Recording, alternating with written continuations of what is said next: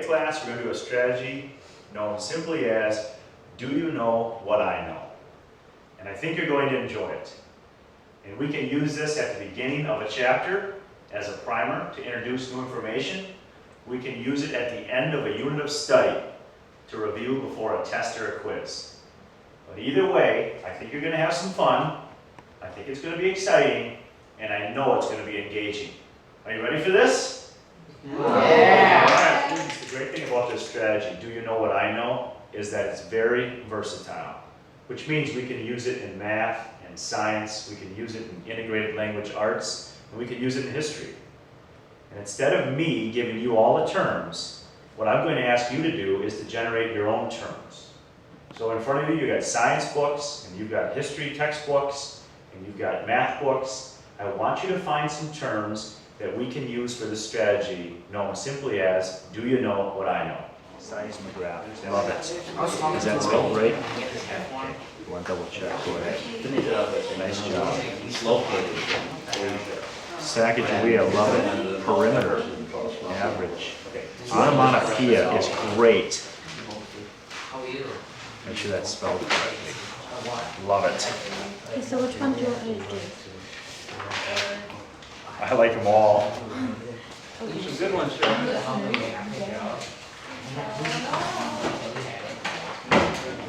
I'll just, the date is fine.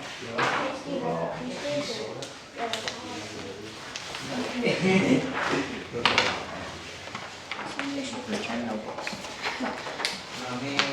It's all good. I have some done.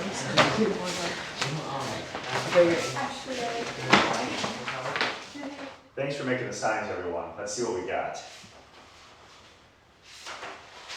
All right. I'm definitely going to have to tell the math teacher about this one.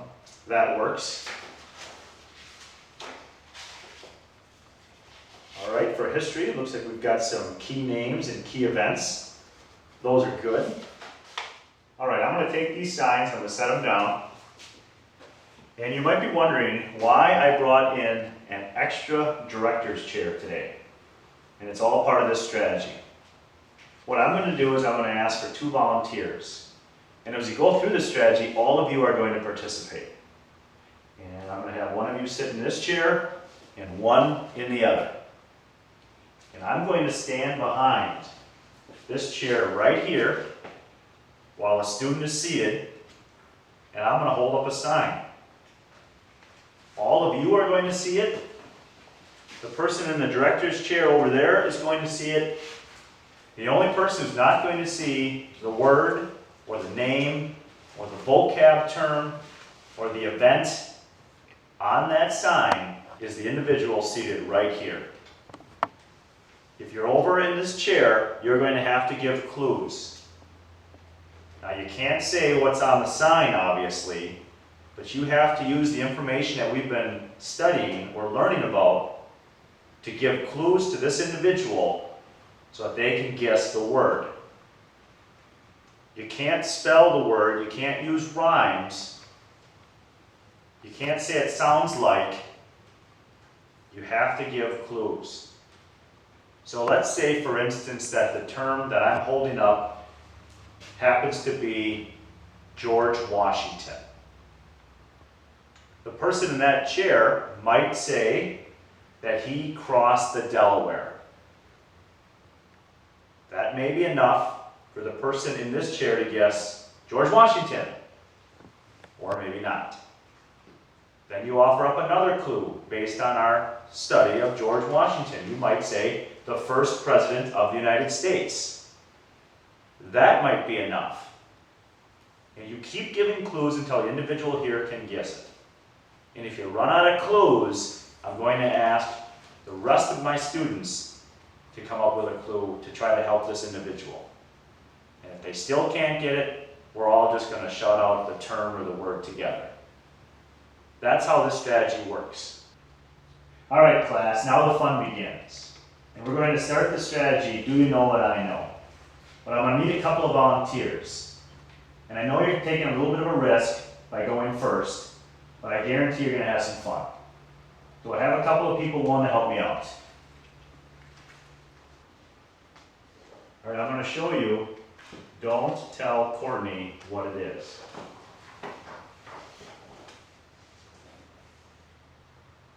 All right, Angela, you know what that is? Know something about it? Yeah. You think you give some clues? Uh-huh. You know the directions, what you can and can't say? Mm-hmm. All right, good luck. Okay, when you want to put together an essay, you would use this. Words. It's kind of, well, some examples are voice, writing tips, organization. 6 traits of writing. You got it. Let's give her a little something, class. Come on, give it up. Nice job. Great clues. The only concern I have, and it's very minor, is that you use the word writing when you Oh. gave that. You can't use any of the words that are in the actual term. Okay. If I were teaching a unit on animals in a science class, this would be perfect. All right, you ready to see the word? Don't tell Angela what it is, please. All right, Courtney, you see it? Yes. You think you got some clues? Oh yeah. You know what the directions are? Yep. All right, good luck. It's a mammal. A monkey. No. It's big. A gorilla. It has about only one offspring per year. Wow. It lives in the water. A whale. Yes. All right, give it up, class. Give it up. I know your students are going to enjoy this strategy. Are you ready for some fun, laughter, and learning? What could make teaching better? Use this strategy to reinforce important people, characters, vocabulary words, key events, and so much more. You will need as many signs as you have terms you want your students to remember. You can make the signs yourself before class, or have your students make them during class. 2 chairs are also helpful. After spending a day or two providing your students with important information, it is time to get them up, moving, and thinking. I pick 2 students from my class and have them sit in my director's chairs. Standing behind one student, I hold a sign with a vocabulary word on it. Every student, except the student with his or her back to me, can see the word or words. Students not playing are watching and learning. The student in the other chair is allowed to give the definitions or clues he or she believes will help their classmates say the answer. If an inappropriate clue is given, I make a gentle buzzer noise and explain my concerns, or I just explain when the round is over. After another correct answer, I have the 2 students sit down and ask for 2 new volunteers. If a student has no more clues to give, I ask if a student observing has any additional ideas. If the student still does not know, we all say the word together. In the end, it is simply about learning, and I am willing to bet the students will remember these words and definitions for their next assessment. And now it's time to switch it up a bit, and move those director's chairs into the middle of the room. Please note the video entitled Circle the Wagons has additional ideas on placing the desks around the perimeter of your room.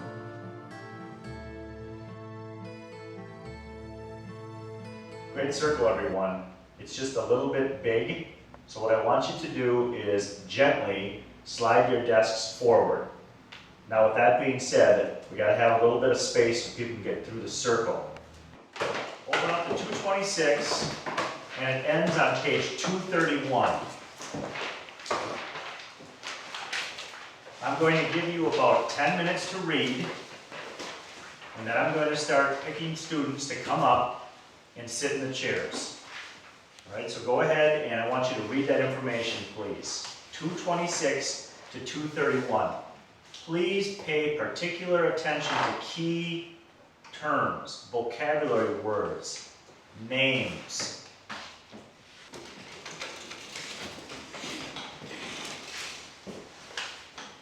All right, I'm going to look for a math example. Let's pretend that tomorrow we're going to have a math quiz, and today we're reviewing for it.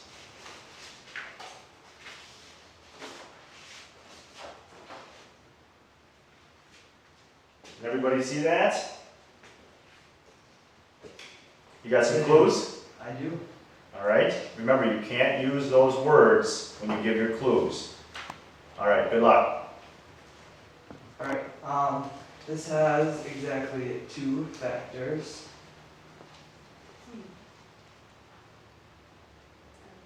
Nothing? Alright, it has to be greater than 1.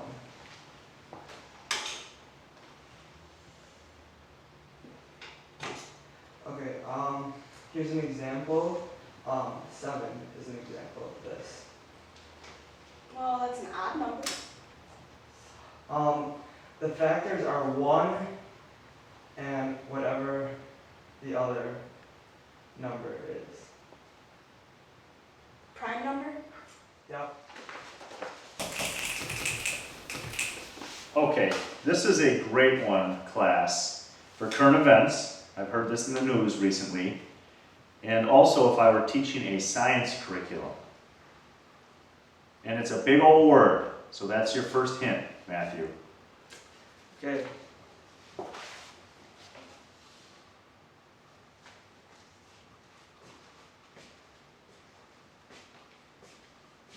Molly, you know this term? Yes. You've got some clues?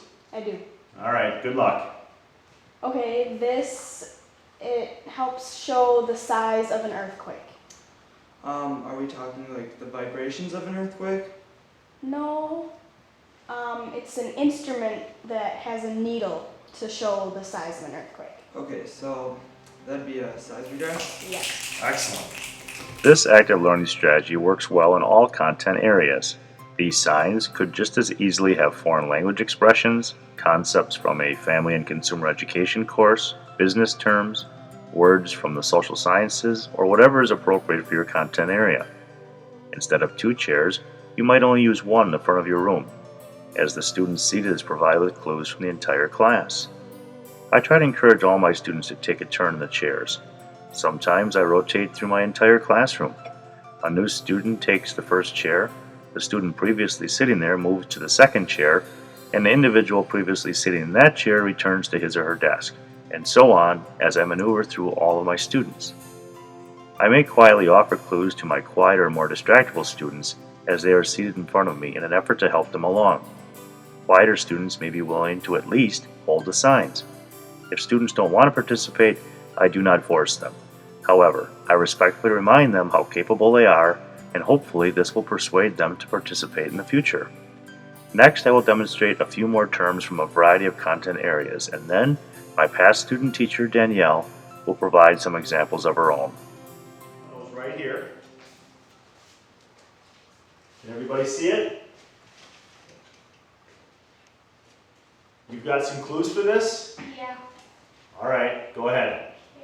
This is a famous book. Is it The Outsiders? No. The author is J.D. Salinger. Oh, The Catcher in the Rye. Yeah. This is the beginning of the Constitution. Wait, do you know the first few words of it? We the People. Do you know what it is? Yes. Is it the preamble? Right. Do you know this term? Yes, Right. Do you have clues for it? a couple. Alright, go ahead. There's more than one kind of these. An example would be like place, location. I'm not sure. Alright, does anybody else around the circle have any clues you could put forward for Louise? Courtney? Another form of this is movement. I got nothing. Michael? Luis, remember in class when we made the acronym Mr. Help? Good job, Lee. It's the 5 things of geography. And you're going to want to remember that acronym we came up with, right? Mr. Help, movement, region, human environmental interaction, location, and place. Okay. Josh, you know this one? Got some clues for it? Yep. Alright, go ahead. Thomas Armstrong, author of You're Smarter Than You Think, 2003, printed by Free Spirit Publishing, wrote a child-friendly version of Howard Gardner's theory on multiple intelligences. On page 100 he states, "A lot of people simply like to move while they think. You may notice that your teachers often think on their feet, answering your questions and explaining new ideas as they walk around the classroom. You might find that your best ideas come to you when you are moving.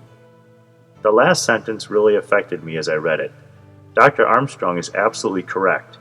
Educators across the country stand before their students, pace back and forth, write on the chalkboard or interactive whiteboard, reference important pictures on a bulletin board, point at maps and charts, engage in role plays, spin globes, demonstrate important ideas, pass around artifacts, experiment, and use countless other active strategies.